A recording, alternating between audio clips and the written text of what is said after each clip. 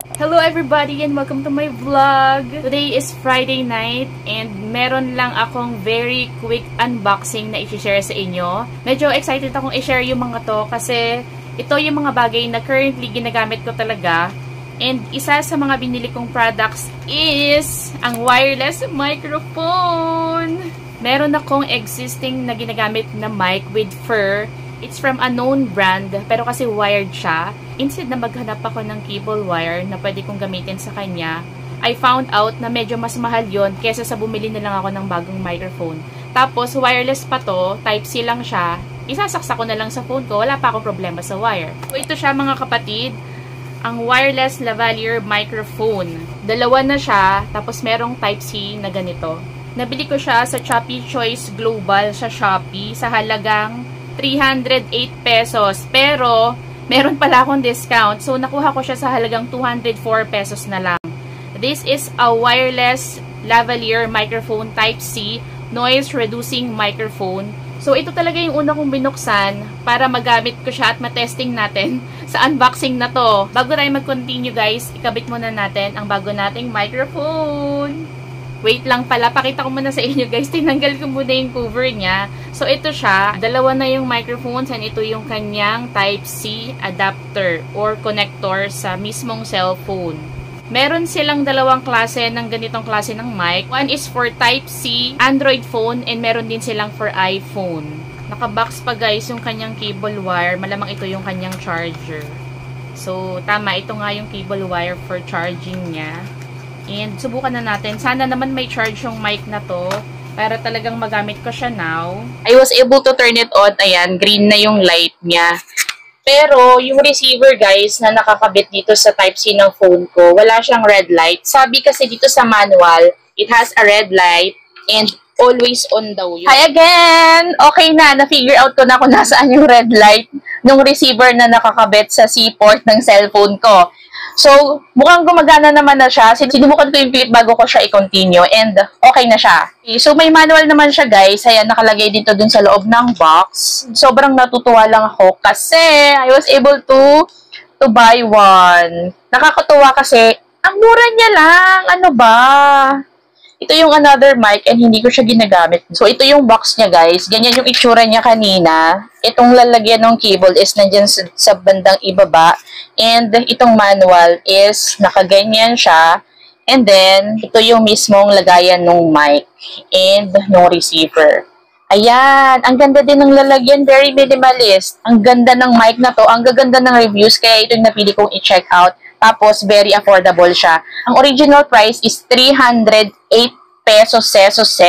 The good thing is, hindi mo kailangan lakasan yung boses mo. Hindi mo kailangan sumigaw kasi may mic ka na. Don't forget that. My next item, guys, is ang walang kasawa-sawa kong pagbili at paggamit sa pangkilay na to ng Focalure. This is really my favorite ever. Hindi naman obvious na ang dami kong binili kasi pang isang taong supply ko na to, lagi akong napuputulan ng Focalure Brow Pencil. Chestnut nga pala yung ginagamit ko, 03.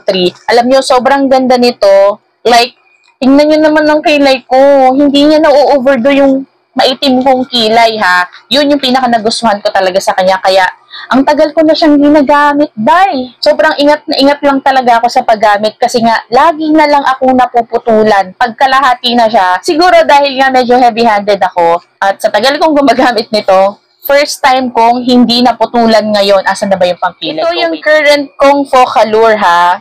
May buwan na din siya sa akin. Ito yung kanyang brush. Ito yung side ng mismong brow pencil. Nakikita nyo ba guys yung pihitan? Ayan ang pihitan. In fairness, umabot ako sa finish line. Nakikita nyo? Kasi, syempre, inaangat mo yan diba, ng ganyan. Ngayon, papunta na ako sa finish line guys. Fairness, sabi di ba ako sa sarili ko this time kasi hindi siya naputol. Basta ang masasabi ko lang, sobrang ganda ng pangkilay na to kasi ang bilis niyang kumulay sa kilay ko. May portion yung mukha mo na oily at maraming ganyan na iintindihan ko kayo mga day kasi yung kilay ko pag oily siya, ang hirap kumulay sa balat mo kapag oily ka nung brow pencil or kahit anong pangkilay kasi dumudulas lang siya. Like pag ginuhit mong ganyan, nagsaslide lang yung pangkilay, walang nangyayari. Kapag normal days, hindi ako nagme-makeup. Kasi pag may foundation ka and may powder yung face mo, mas mabilis kumapit yung mga makeup and mas mabilis kilayan yung kilay. However, kapag nasa bahay lang ako, pag pinapahinga ko yung face ko sa makeup, naka-skincare lang ako. So, medyo may oil yung mga yon. Lalo na kapag totally wala talaga ako nilalagay sa face. May mga times na yung iba kong brow pencils, hindi talaga kumukulay sa balat ko. But for this one particular brand, ito talaga ang pinaka-the best for me. Medyo nag-arte-arte ang lola mo kasi may nakita ko mga shades. Ang gaganda ng shapes nila. Tingnan nyo. Gusto ko lang siyang subukan. Sobrang mura lang na ito, guys. Wala pa yata itong 50. Ayan sila mga kapatid. The retro yung white and the cat eye yung color black. The black one is 39 pesos and yung retro shade is 58 pesos. Ganun siya kamura. Gusto ko lang talagang masubukan kung magaganda sila bago ako bumili ng iba nilang kulay.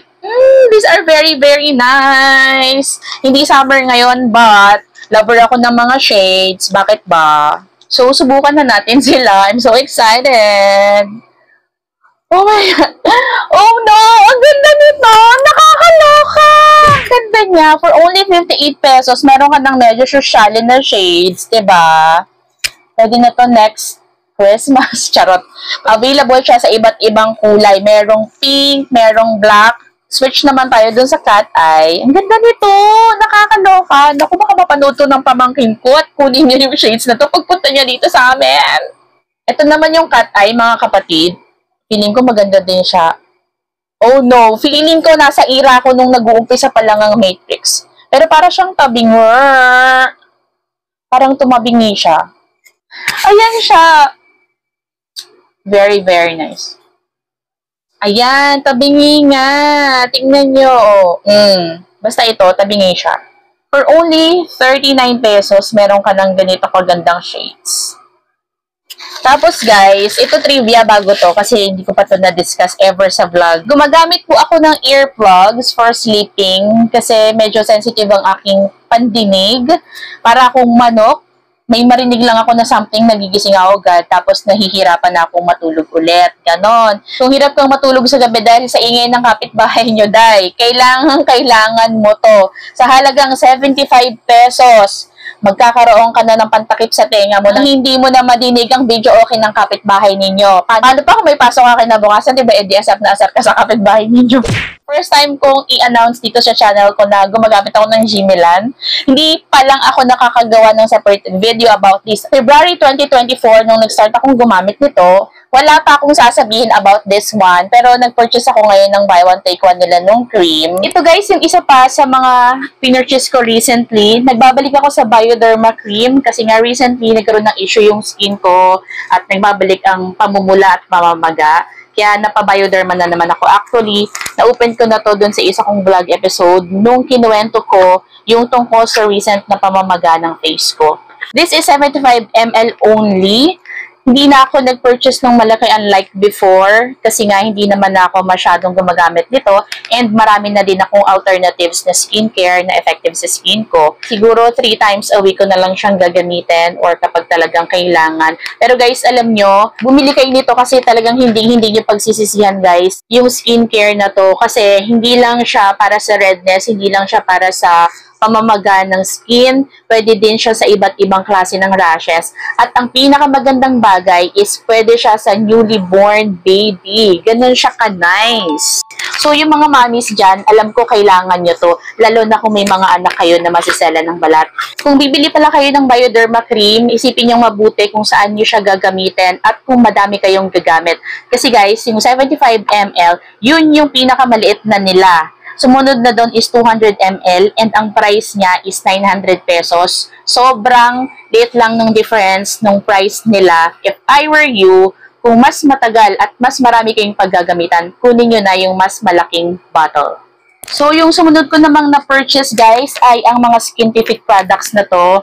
Medyo matagal na akong user ng product na to. Nag-purchase ako ng soothing toner. Ito yung sinasabi ko sa inyo na regular size nila. Ito yung pinaka-safe na toner na nagamit ko ever. Kahit anong i-partner ko na serum or any thick creams, nagmamatch talaga siya dito, guys. And nababalancing niya yung need ng skin ko. And it's very mild on skin.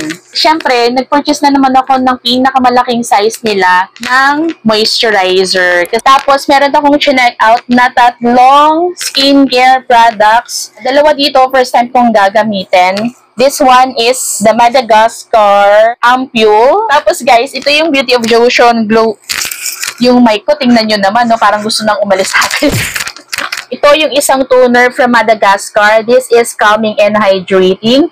And first time kong gagamit, guys, dito from them. Ito yung Beauty of Joseon na palagi ko na talagang ginagamit. This is their Glow Serum. The last one is ang Super Glowing Essence Toner. Nakita ko na, guys, yung reason kung bakit ko itatry itong Madagascar Centella Ampule. Nabasa ko nga sa description dito sa store. This is good for sensitive skin requiring frequent hydration and calming effects. Weak skin barrier and unbalanced water-oil ratio on skin. Dry yet oily skin in need of deep moisturization. Technically, natutumbok, guys, ng ampule na to yung mga kailangan ng skin ko. Si Super Glowing Essence Toner naman, gusto ko lang talaga ng essence. Bukod sa toner, gusto ko may ginagamit din akong essence. Mahilig na talaga ako ngayon sa toner and essences. So, that's it for my very quick unboxing. Pero mukhang hindi naman talaga quick yung nangyaring unboxing. Sana nakakuha kayo ng idea sa mga products na shinare ko sa inyo. Yung links po ng lahat ng ito, ilalagay ko na lang dyan sa description box. Thank you so much for watching. Please don't forget to like, share, and subscribe to my channel. Until next time, thank you!